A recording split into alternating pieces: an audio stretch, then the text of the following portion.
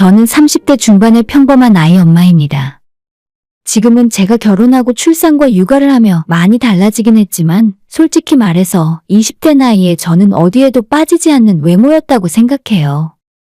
그 당시에는 패션 잡지 회사를 다니면서 일 끝나면 부업으로 인터넷 쇼핑몰 피팅 모델 일을 하기도 했습니다. 제 입으로 말을 하긴 뭐하지만 키는 167cm에 다리가 긴 편이고 늘씬한 체형이었던 저는 어딜 가든 어떤 자리에 있던 남자들의 주목을 많이 받았어요. 하지만 그 당시에는 저 좋다며 달려드는 남자들에게는 크게 관심이 없었고 일 끝나면 바로 운동하러 다니고 주말엔 피부 관리 받으면서 스스로 예쁘게 가꾸는 일에 집중했습니다. 어차피 지금 나 좋다는 남자 중에 제대로 된 사람은 별로 없는 것 같으니 나중에 진짜 내 인생을 바꿔줄 백마탄 왕자를 만날 준비를 하며 기다려야겠다는 생각이었어요. 28살이 되었을 때까지 짧게 한 번씩 6개월 이하로 만난 남자들은 있었지만 그 중에서 진지하게 미래를 생각할 만한 사람은 없었고 전부 남한테 내세울 만한 직업이 없거나 차마 부모님에게 소개시켜주기 힘든 남자들이었어요. 직업을 뭐라고 이야기를 제가 하면 혹시라도 그 일에 종사하시는 분들이 듣고 기분이 나쁠 수 있기 때문에 언급은 안 하겠지만 딱 여러분들이 생각하시는 날라리 양아치 같은 그런 직업들을 가진 사람이었죠. 이상하게도 20대의 저는 멀쩡하고 건실한 남자들한테는 매력을 느끼거나 제 눈에 들어오지 않았던 것 같아요. 그나마 뒤늦게라도 정신을 차리게 된 건 제 주변에서 하나둘씩 좋은 사람 만나 시집을 가는 친구들을 보며 나이를 먹어가는 것에 압박감을 느끼고 있었습니다. 그러다 제 친한 친구의 결혼식 뒤풀이 파티에서 지금의 남편을 만나게 되었어요. 이 남자는 외국계 회사에 다닌다고 자기를 소개했고 실제로 영어를 꽤 자연스럽게 할 줄 아는 사람이었어요. 지적인 모습에 능력도 있고 거기에 금상첨화로 키 크고 스타일까지 좋았기 때문에 저도 이런 남자라면 진지하게 만나봐야겠다는 생각을 하게 되었습니다. 그 당시 제 외모에 어느 정도 자신이 있는 상황이라서 소개받은 뒤로 제가 먼저 호감을 표시하며 그 남자에게 다가갔고 이 사람도 제가 싫지 않았는지 서로 연락처를 주고받은 뒤에 계속 다음 만남을 가졌어요. 몇 번 더 만나다 보니 통하는 것도 많았고 저희는 금방 서로에게 끌려서 결혼을 전제로 진지하게 만남을 시작했고 주변에서는 다들 저희를 보며 선남선녀 커플이라 말했습니다. 그때는 저도 이 사람을 만나려고 그동안 오랜 시간을 방황했구나 싶었습니다. 남편은 저와 연애를 하면서 제가 청바지 입은 모습이 잘 어울린다는 칭찬을 많이 했었고 군살 없이 날씬한 제 몸매를 좋아했어요. 남편 역시도 운동을 일주일에 4번, 5번 하는 사람이라서 옷 위로도 근육이 살짝 보이는 체형이었어요. 그러다 보니 저희 두 사람의 데이트는 운동을 같이 하는 활동적인 일이 대부분이었고 데이트를 하면서 먹는 음식도 항상 건강을 생각했어요. 어쩌다가 저도 한 번씩은 기름진 고칼로리가 먹고 싶을 때가 있잖아요. 어느 날 곱창에 소주를 한번 먹자고 했다가 남편에게 잔소리를 30분을 넘게 들어야 했어요. 자기야, 그거 전부 지방이잖아. 지방 덩어리를 먹고 거기에 술까지 마시자고? 몸에 콜레스테롤이 엄청 쌓일 텐데 굳이 그래야 하는 이유가 있어? 정수리 마시고 싶으면 깔끔하게 회랑 같이 먹자. 먹는 것 하나하나 관리하고 제가 회식을 하거나 친구들 만나서 술을 마신 다음 날엔 항상 체중이 늘었는지 물어보고 살이 찐 것 같다며 눈치를 주었습니다. 당연히 그럴 때마다 기분이 좋진 않았지만 저만 하라는 게 아니라 남편 본인 스스로도 몸 관리를 열심히 하고 있으니 같이 좋은 일이라고 생각했어요. 남편도 실제로 연애할 때부터 결혼한 뒤로 현재까지도 외출할 때는 항상 수트를 입거나 최소한 깔끔한 셔츠는 기본으로 하는 등 본인 스스로 스타일링을 잘하고 다녔기 때문에 저도 이런 남편에게 맞추기 위해 남들 보이는 시선에 신경을 쓰고 다녀야만 했습니다. 물론 그러고 외출을 했을 때 주위에서 저희 커플을 바라보는 시선을 즐겼던 것도 사실이에요. 어느 모임을 가더라도 항상 저희가 주인공이 된 것 같은 기분이었죠. 그렇게 2년 연애하고 남편과 결혼을 한 뒤에도 한동안은 그렇게 살았던 것 같아요. 저도 신혼 때는 계속 회사 생활을 하면서 잘 꾸미고 다녔고 남편은 본인이 말한 대로 좋은 직장을 다니며 벌이도 괜찮은 편이라서 우리 부부는 생활에 남부러울 것이 없었습니다. 하지만 신혼생활 1년도 채 지나지 않아 급작스러운 임신을 하게 되면서 첫 아이 출산과 함께 저는 육아휴직을 하게 되었습니다. 임신을 하던 도중에 저는 태어나서 처음 찍어보는 몸무게를 기록하게 되었는데 원래 아이 낳으면 얼마 후에 원래대로 돌아오는 줄 알았어요. 하지만 출산 이후로도 거의 체중이 줄지 않았고 오히려 운동도 못하고 하루 종일 집에만 있다 보니 더 살이 찌는 것 같았습니다. 결국 부어있고 망가져 있는 제 몸이 너무 싫어서 낮에 친정 부모님께 아이를 몇 시간씩 맡겨두고 저는 나가서 운동을 시작했고 평소 먹는 것에도 신경을 많이 쓰게 되면서 몇 달 만에 다시 원래대로 돌아왔어요.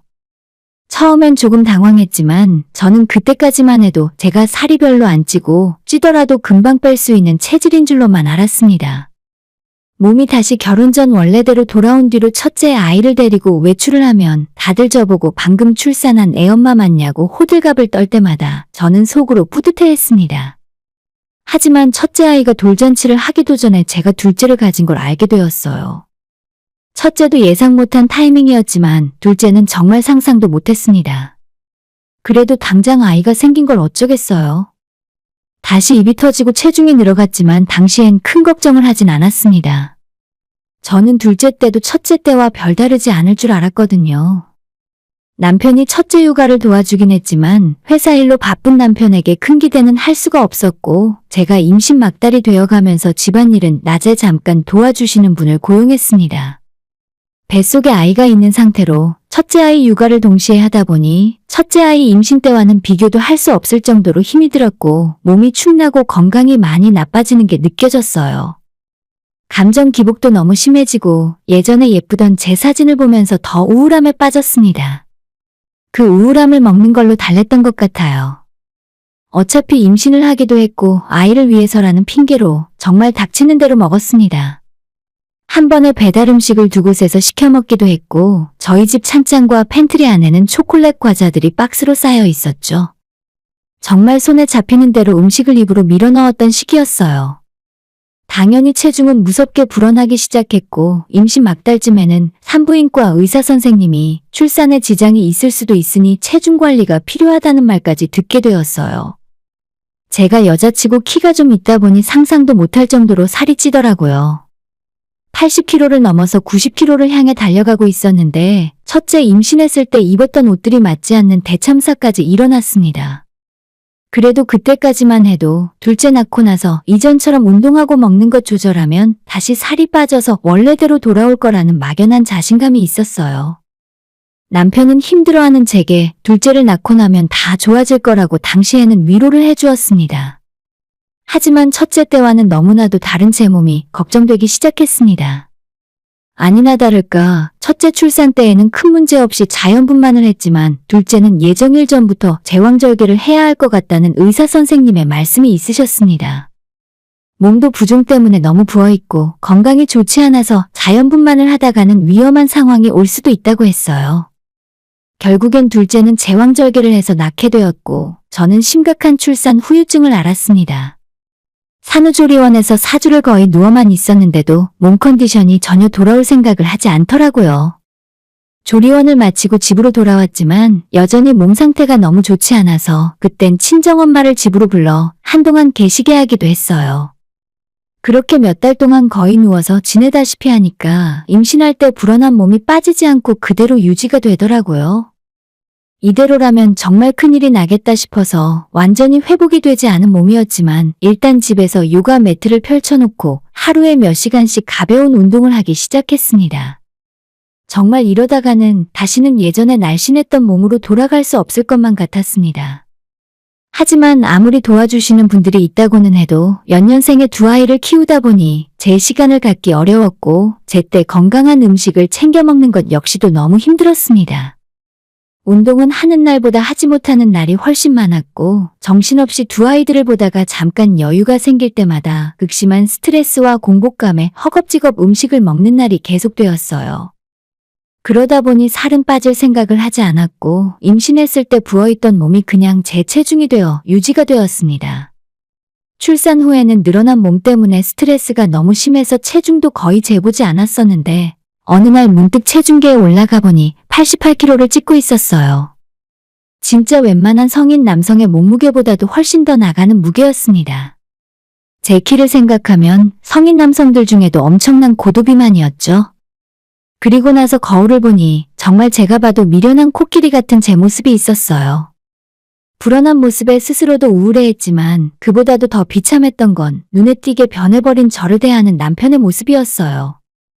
어느 날 하루 종일 아이들에게 시달리느라 제대로 된 식사를 한 끼도 하지 못하다가 남편이 퇴근하고 아이를 봐준다고 해서 정말 저도 모르게 허겁지겁 밥을 먹었나 봐요. 그 모습을 가만히 보고 있던 남편이 안 뺏어 먹을 테니까 천천히 먹어. 당신은 요즘 보면 살 뺄 생각이 아예 없는 사람 같아.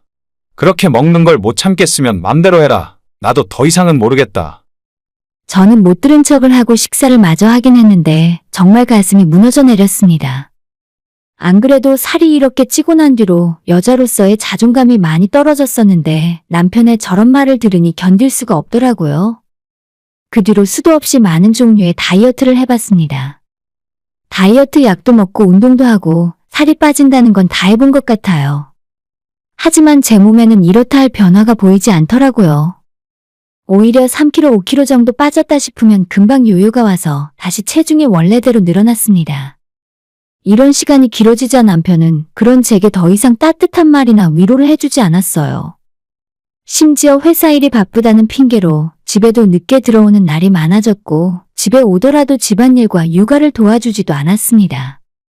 지금 생각했을 때 가장 심했던 것은 저와는 무슨 핑계를 대서라도 절대 함께 외출하지 않으려고 했다는 것이었어요. 갑자기 몸이 아프다, 친구를 만나는 약속이 있다는 둥 이런저런 이유를 대면서 저와 함께하는 외출을 거절했지만 이제 와서 생각해보면 살이 너무나도 쪄버린 저와 다니는 것이 창피해서 그랬을 거라고 생각합니다. 그러던 어느 날 저희 집에 아이를 보러 시부모님이 찾아오셨던 적이 있어요. 둘째 낳고 산후조리원에서 돌아왔을 때 아이를 보러 오신 뒤로 몇 개월 만에 얼굴을 뵙는 것이었죠. 근데 어머님은 집에 오시자마자 제 모습을 보고 놀라시며 아이고 깜짝이야. 너는 진짜 살 안 빼니? 완전 하마가 따로 없네. 턱살하며 배 나온 것 좀 봐라. 우리 아들이 뭐라고 안 하니? 제가 결혼 전에 살찐 여자만 보면 그렇게 질색을 했어. 내 아들만 변해서 쫓겨나기 전에 너는 빨리 살부터 빼라. 농담처럼 말씀을 하셨지만 말의 가시가 엄청나게 들어있었어요. 눈물이 나올 것 같았지만 저는 간신히 알겠다고 노력하겠다고 대답했고 어머님에게 전곡을 찔려버려서 너무나 마음이 아팠습니다. 사실 제 몸이 불어나고부터 그 이후로 남편의 태도가 변했다는 것은 다른 사람도 아니고 제가 가장 잘 알고 있었습니다. 남편은 더 이상 저와 함께 한식탁에서 밥을 먹는 일도 거의 없었고 퇴근하고 나면 저와 사소한 대화도 나누지 않았어요. 처음엔 육아도 많이 도와주었는데 이제는 퇴근하고 나면 본인 서재에 틀어박혀서 나올 생각을 하질 않았습니다. 제가 육아가 힘들다고 토로하면 그냥 도우미 아주머니를 부르던지 알아서 하라고 소리치고는 더 이상의 대화를 하지 않으려고 했어요. 퇴근하고 나면 항상 핸드폰을 손에서 놓지 않고 누구와 연락을 하는 건지 밥을 먹을 때나 화장실을 갈 때나 항상 그것만 손에 꼭 붙들고 있었습니다. 아무래도 여자가 생긴 것 같았지만 차마 남편한테 대놓고 물어볼 수가 없더라고요. 안 그래도 뒤룩뒤룩 살이 찐 제 모습이 보기 싫을 텐데 질투까지 하고 의심하는 아내가 되고 싶지는 않았어요. 남편은 결혼 전 모습과 크게 달라진 것이 없는 것 같은데 너무나도 많이 변해버린 제 모습이 초라하게 느껴졌습니다. 마지막으로 화장을 하고 치마를 입고 예쁘게 꾸민 상태로 외출을 한 게 언제인지 기억도 나지 않을 때쯤 남편이 제게 말을 먼저 꺼냈습니다. 솔직하게 말할게. 나 지금 당신과 한 집에 사는 것이 너무나 고통스러워. 이게 여자가 맞나 싶다니까. 당신 모습을 보는 것도 힘들고 밥 먹는 모습을 보고만 있어도 내 속에서 화가 치밀어 오를 때가 있어. 우리 당분간 떨어져서 서로 시간을 좀 갖자. 저는 드디어 올 것이 왔다 싶었습니다. 자존감이 너무 바닥을 치고 있을 때라서 그런 소리를 듣고 숨죽여 울기만 했었지 남편에게 여자 생겼냐고 화도 못 내겠더라고요. 그저 내가 못나서 내가 너무 추하고 못생겨서 남편이 이럴 만도 하다는 생각만 들었습니다. 한참을 멍하니 있다가 제가 겨우 남편에게 이것만큼은 확인을 해야겠다 싶어서 혹시 나 말고 다른 여자가 생겼냐고 물어봤어요. 제 말을 들은 남편은 피식 웃으며 여자? 생겼으면 너가 어쩌게. 넌 지금 다른 여자 걱정할 때가 아니라 너가 스스로 여자가 맞는지 그걸 걱정해야 돼. 남편의 말을 듣고 저는 한마디 반박도 못하고 눈물만 흘렸어요. 지금 생각해보면 저 때 왜 아무 말도 못했을까 싶지만 그때는 정말 제 자신이 싫고 한심해서 남편이 선을 넘는 심한 말을 해도 다 그럴만하다고 생각했습니다. 상황이 이 정도까지 되니 저한테는 선택의 여지조차 없더라고요. 남편은 아직도 스타일 좋고 잘생기고 혼자 돈 잘 버는 연애 시절 그대로의 모습이었고 저는 3년째 육아휴직 상태에 80kg도 넘는 두 아이를 가진 푹 퍼져 있는 아줌마였어요. 그렇게 저는 시간을 갖자는 남편의 말에 별다른 반항도 해보지 못했습니다. 남편은 저보고 집에 있으라고 자기가 나가서 방을 얻어 살겠다고 했지만 저는 차라리 내가 아이를 데리고 친정으로 당분간 가 있겠다고 말을 했어요. 남편이 떠난 빈집에서 혼자 있으면 돌아버릴 것 같았습니다. 그래서 다음날 저는 아이 둘을 데리고 친정집으로 들어가게 되었습니다. 부모님은 저를 보고 무슨 일이냐며 놀라셨지만 남편이 별거 하자는 말을 했다는 제 이야기를 들으시고는 남편에게 화를 내기보다 이렇게 살이 쪄버린 제게서 그 원인을 찾으셨습니다. 너 내가 살 못 뺄 때부터 언젠간 그럴 줄 알았다? 진짜 정신 차려. 언제까지 그러고 살 거야? 엄마는 제게 다시 살 빠지고 옛날로 돌아가야만 한다고, 지금 모습이면 남편은 물론이고 만약 이혼한다고 해도 넌 평생 다른 남자도 못 만나고 애들 데리고 혼자 살아야 한다고 말씀을 하셨어요. 그때는 제가 남편을 다시 찾아와야 한다는 생각에 마음을 굳게 먹기로 했습니다. 친정 근처에 있는 헬스도 등록하고 엄마가 추천해준 한의원에 다니며 침도 맞고 약도 먹고 운동을 열심히 했습니다. 남편과 별거를 하고 친정으로 들어온 일이 마냥 나쁜 일만은 아니더라고요. 낮 시간에 아이를 엄마가 대부분 봐주었기 때문에 저는 마음 놓고 운동을 하거나 살 빼는 일에 전념을 할 수 있었습니다. 생활에 여유가 생기니 식사도 다시 영양가 있고 균형을 맞춰서 정해진 시간에 먹었어요. 결혼 전에 하던 운동들을 다시 시작하고 늘어져 있던 생활 습관을 바꾸기 시작하자 한 달이 지났을 무렵 효과가 나오기 시작했습니다. 한 달 사이에 살이 8kg나 빠지고 제 스스로도 몸이 가볍고 건강해지는 기분이었어요. 예전과는 다르게 무기력한 모습도 많이 사라지고 우울한 생각도 하지 않았습니다. 오직 살 빠져서 아이 낳기 전에 내 모습으로 돌아간다는 생각으로 머릿속이 꽉 차 있었죠. 별거를 한 지 2달이 다 되도록 남편은 먼저 연락 한번 해오지 않았습니다. 대신 이 남자의 인스타그램에서 남편이 한두 명이 아닌 수많은 여자들과 연락을 하고 개인적인 만남을 갖고 있다는 사실을 알게 되었어요. 처음 운동을 시작했을 때는 다시 남편에게 사랑을 받아야겠다는 마음뿐이었지만 시간이 지나고 제 스스로도 긍정적인 생각을 많이 하게 되니까 남편 생각이 점점 나지 않았습니다. 그런 생활이 3달이 지나자 아직 몸에 군살은 좀 있었지만 붓기도 거의 다 사라지고 결혼 전에 입었던 옷들이 몸에 맞기 시작했어요. 몸무게 앞자리는 8에서 5로 떨어졌고 이때쯤부터는 자신감이 생기면서 다시 무슨 일이든 할 수 있을 것 같았습니다. 예전에 몸이 불어났을 땐 외출 자체도 꺼려지고 누가 나를 손가락질 할까봐 무서웠는데 이제는 예쁜 옷을 입고 치마를 입는 것도 자신감이 생기면서 아이들을 데리고 외출도 자주 하게 되었어요. 한동안 연락을 피하고 지냈던 친구들도 다시 연락을 해서 만나게 되었습니다. 남편의 연락은 더 이상 기다려지지 않았고 제가 먼저 남편에게 연락을 하고 싶은 생각도 없었어요. 그 사람이 누구와 만나면서 어떤 시간을 보내고 있던지 솔직히 별로 신경이 쓰이지 않았습니다. 그때는 당장 이혼을 해야겠다는 생각은 없었지만 친정에서 사는 것이 너무 편하고 좋았기 때문에 남편이 전혀 필요 없었어요. 그리고 아이들과 같이 춤을 추는 동영상이나 제가 맛있는 음식을 먹는 모습을 핸드폰으로 촬영해서 제 인스타그램에 올리기 시작했습니다. 처음엔 그저 아이들과 추억 쌓는다는 생각이었는데 생각보다 반응이 매우 좋더라고요. 다들 제가 두 아이를 키우면서도 날씬한 모습을 유지하고 있다면서 어떻게 살을 뺐는지 궁금해하는 문의로 넘쳐났어요. 이때 한 업체로부터 다이어트 약을 같이 팔아보자는 제의를 받았고 제 인생에서 처음으로 사업자를 내고 직장이 아닌 제2를 시작하게 되었죠.